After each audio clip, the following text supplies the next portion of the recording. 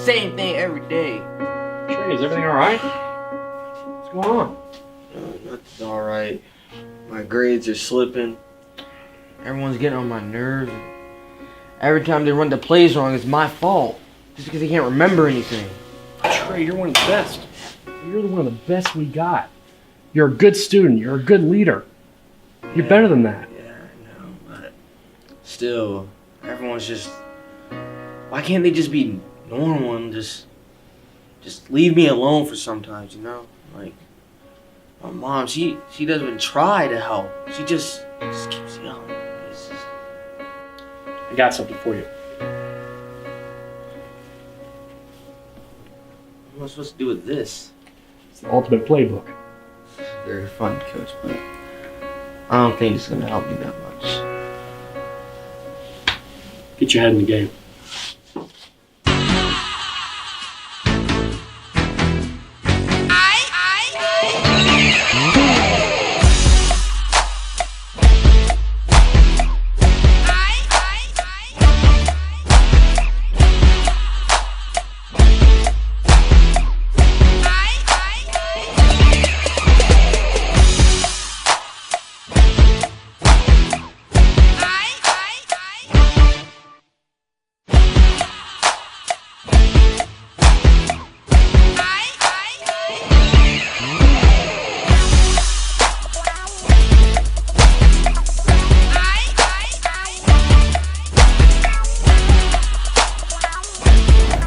Family, welcome back to another episode of the Message 316, where the scriptures and the streets collide. I'm your host, Crystal. Thanks so much for joining us.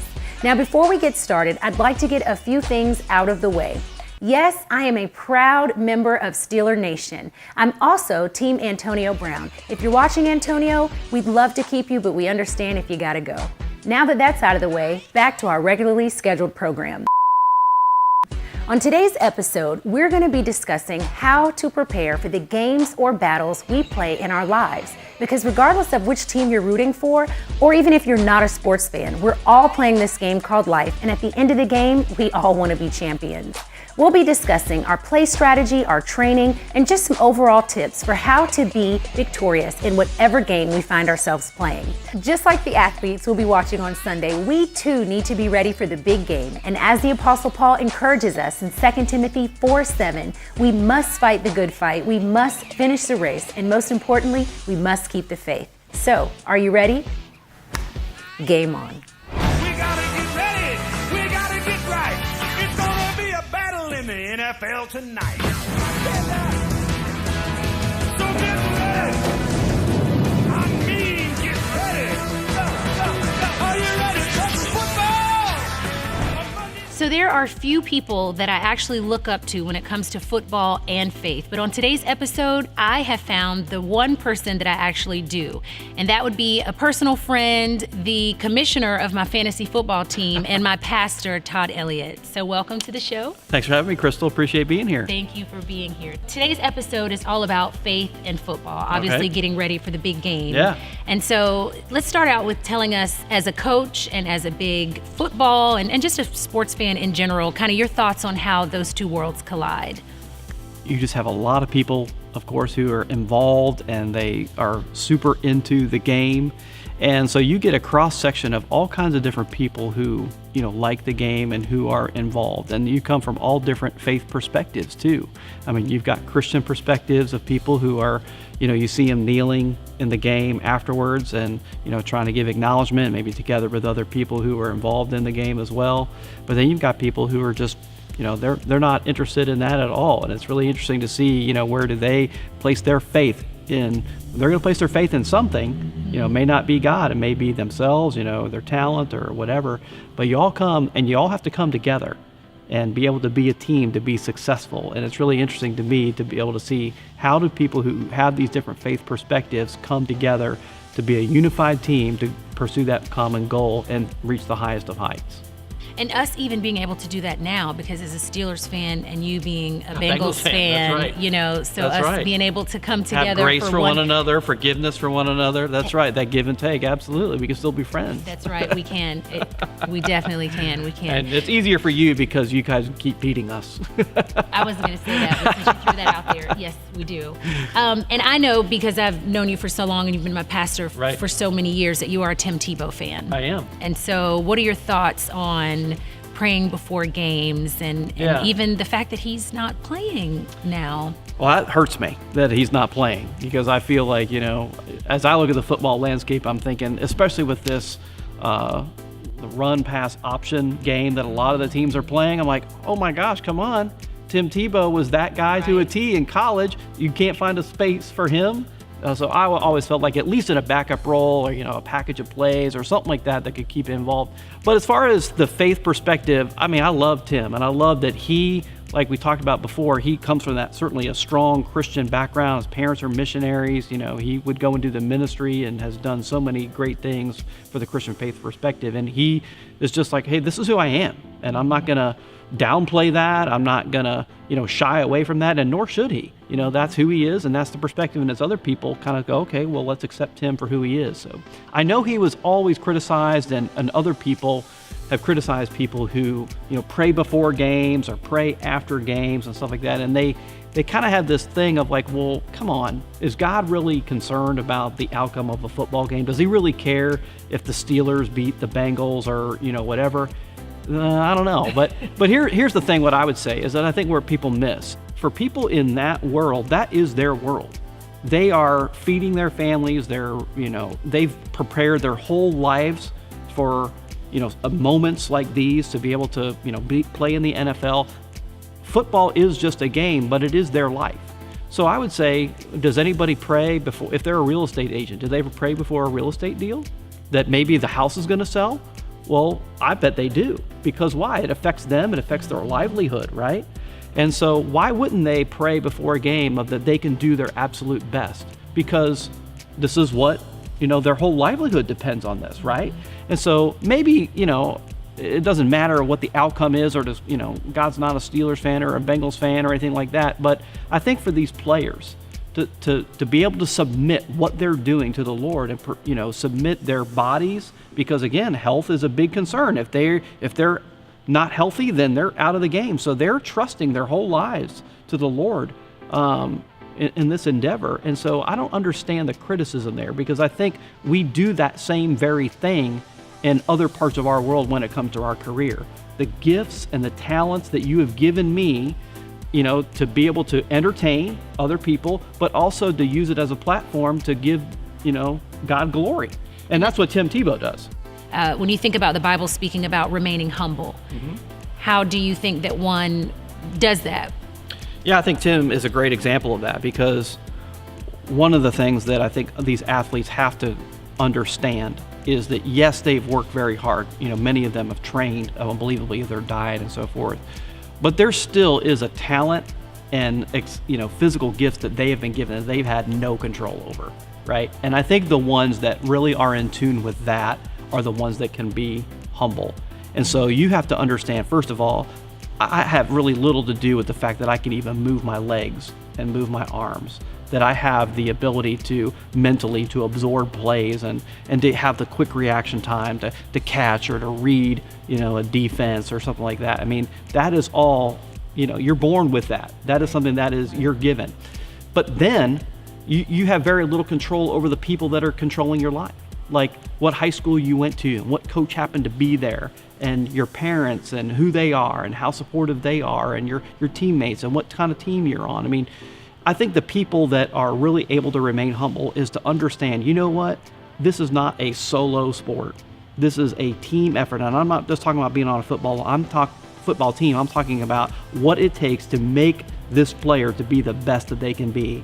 And yes, they had a lot to do with it, of course, individually, but there's a lot of people that invested into them as well as a God that gave them gifts and talents that they had nothing to do with.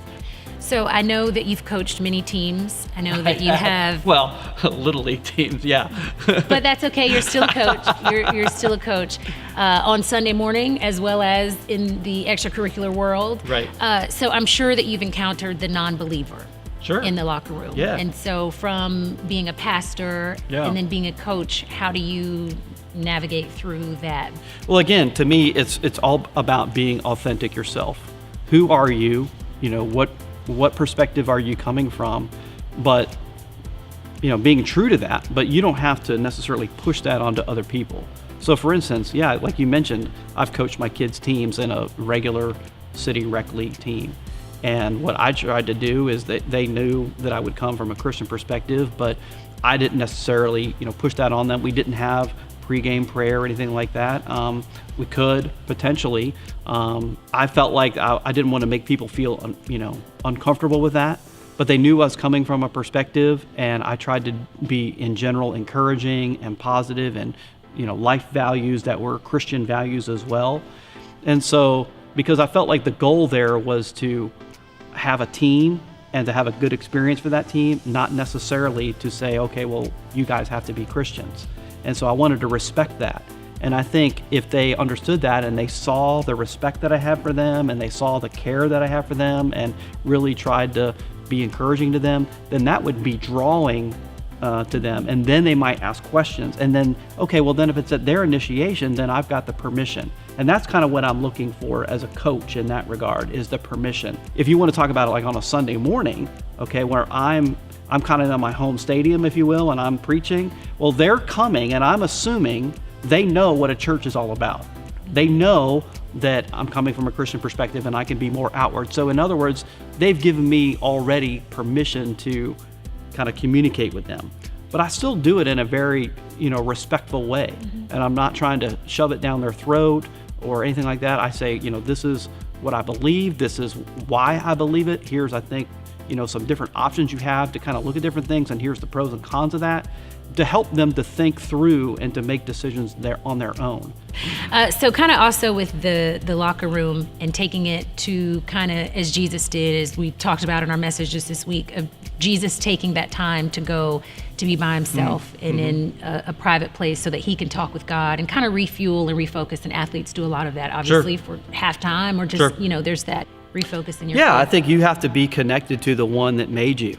You know, you have to be the one that connected to the one that is supporting you in your life. And that's going to be able to give you the clarity and the confidence to be able to do what it is that you're going to be doing out on the field if you're an athlete, or in the world, to be able to be in tune with, hey, this is where my security comes from.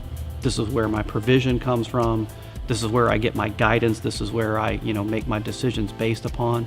You know, if you are a believer, I think that's really important to be able to know, and I don't know, just to have that connection. So it's not just in that time when you're praying, but it's in that time ongoing. That's the important part. That also goes into having that time to yourself and that prayer time and be connected as like a play strategy. Talk to us about what the training or the play strategy should be for. Sure. Well, it's not anything new, Crystal. I mean, it's been going around for ages, but you know, the couple of the keys, of course, what I would say would be reading the scriptures and prayer.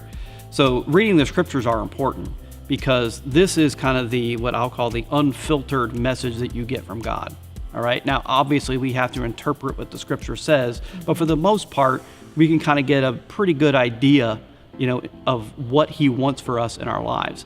So if you don't know what the Bible says, then you're really at a disadvantage because you're kind of going on what you think it might say or what other people in the culture tell you it says, but you kind of need to know for yourself that personal relationship, but also just that direction that this is what God wants for people in his life in general. Okay. And so these specific situations, this is what he wants you to do. Otherwise you're just guessing. It's important to be consistent. Because if you're not consistent, it's just like if I heard your voice one time, or if I heard it once a month or once a year, then it's going to be pretty difficult for me to discern, hey, do I know, is that Crystal or is that somebody else's voice? It could sound very similar. because when we get into those situations, we want to know, well, is this God's voice? Is this me talking? Is this, the enemy talking? So you have to develop some discernment about that. Well, the only way to be able to do that is reps, is to be able to do it day in and day out, talking to God, trying to listen to him. And then sooner, you get to, figure it out. But I mean, I've been following Christ for many, many years, and it's still not crystal clear. Very few times in my life where I just felt like this is indisputable. God has spoken to me and this has happened.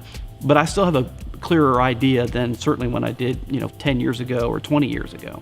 Can you talk a little bit about the preparation or the strategy or just being aware of the opponent that we're fighting? Well, yeah, it certainly says in the scriptures, as far as what we do, he likens it to armor that we wear. Mm-hmm. So there's different pieces of armor that we have to wear. And so one of those, of course, is the belt of truth. And we've already talked about that.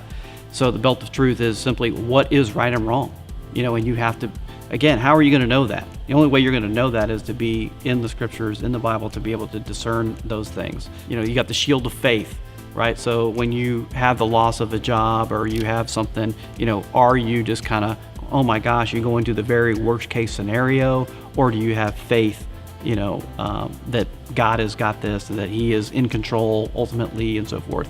You got the breastplate of righteousness, where you're, okay, are you in the face of, serious adversity, are you going to compromise your beliefs? Are you going to compromise your integrity? Or are you going to keep, standing firm and standing strong? So those types of things, those are the things that you want to be focused on. And there's other pieces of the armor. I don't want to go through the whole thing, but you can find that. Could you imagine a football player going out on the field without their uniform? Right. Yeah. As believers, it's important. Yeah, they're going out with protection. They're Right. going out with their pants, with the pads, the shoulder pads, the helmet. Those are necessary things because they know they're about to go into, what they would consider to be like a war. I mean, this is, I know there's a lot of soldier imagery for those guys because their life, in very real ways could be threatened by what they're doing. Again, where the faith and football collide, you could join us for our Super Bowl party, which is February 3rd. Yeah, it starts at 4:30 in the room that we're actually in here right now. It's our Adventure Beach room. And what's so cool is we have 2 giant screens. I mean, bigger than anything you're going to find at your home, I would think. Yeah. Unless you Bigger than just, my TV. Bigger than any sports bar is going to have for sure. Right. But we have 2, one in this room and another in our auditorium that are just huge, and we, get all the food, and we have people bring stuff, and we provide stuff, and it's just a great time. Come for the first quarter, first half, or the whole thing, whatever you want. Because contrary to what the world says, Jesus can be in everything. He should be in everything. Right. And here at Beach Church, we believe that he can be in football too. Absolutely, yeah. So, he created it, yes, right? So he we did. just want to just have a good time with it. That's right. That's right. Well, thank you so much. I appreciate you being on the show today. You're welcome. Glad to be here.